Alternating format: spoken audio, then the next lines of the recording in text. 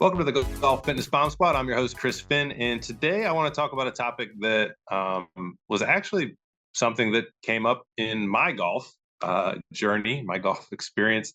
The other week, I had a bucket list day actually up at Wingfoot with some friends. It was unreal. Had breakfast there, had lunch there, had dinner there. Got to play both courses. Just amazing people, amazing place, and amazing weather. And what I wanted to, what kind of like struck me there was the rough. Not that I was in the rough at all. Actually, I was in it quite a bit, particularly in the afternoon. But the rough and basically the importance of strength to actually manage it and get out of it and be able and for it to not absolutely destroy you in terms of being a full stroke penalty. When you did hit it in the rough, because if you've ever played winged foot, those fairways are not exactly very wide. It's the long, just the ball. You just would get some really gnarly lies, and it made me really realize, some of the guys we were playing with were not as, didn't have club head speeds as fast. There were a couple guys were a little older. So, just strength in the upper body, necessarily in the forearms and the wrists weren't necessarily there. And what I noticed is when they got into, we could be in the same exact lie, their ability to advance the ball and get it out was definitely decreased. And they needed a higher lofted club, where I may be able to like squeeze a 5 iron out of there with like by just going after it hard. They would, they'd have to use like a 8 or a 9 iron, right? If it was really gnarly, maybe I had to use a 7 or an 8, but they'd be using a wedge, just kind of popping out to the fairway. And so, it really was, legitimately a half stroke advantage to be able to create that sort of club head speed to get it out.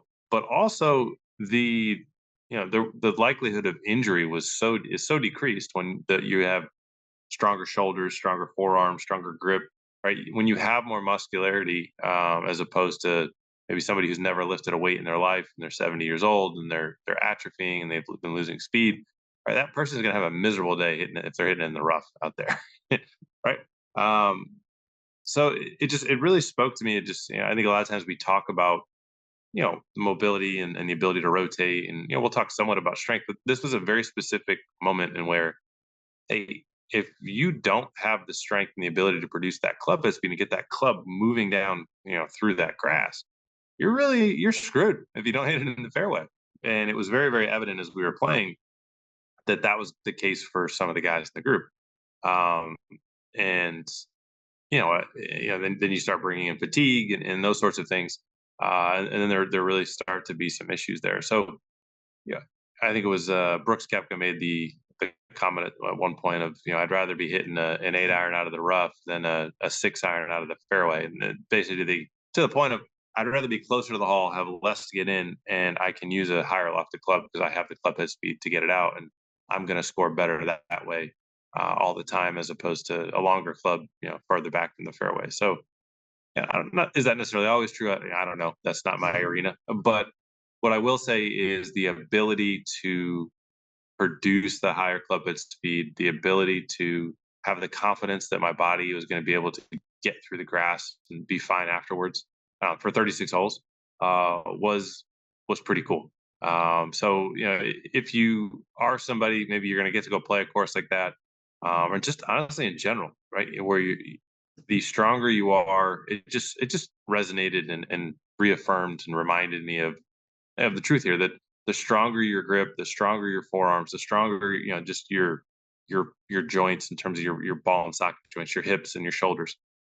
The stronger you are, the more durable you're going to be in the game of golf. The more durable you are, the less likely you are to get hurt. Longevity is way more likely to be guaranteed, and the likelihood that you're going to, and I guess you also, like I said, well, the way I would phrase it is, you 100% minimize your penalty when you're uh, in a crap lie, right?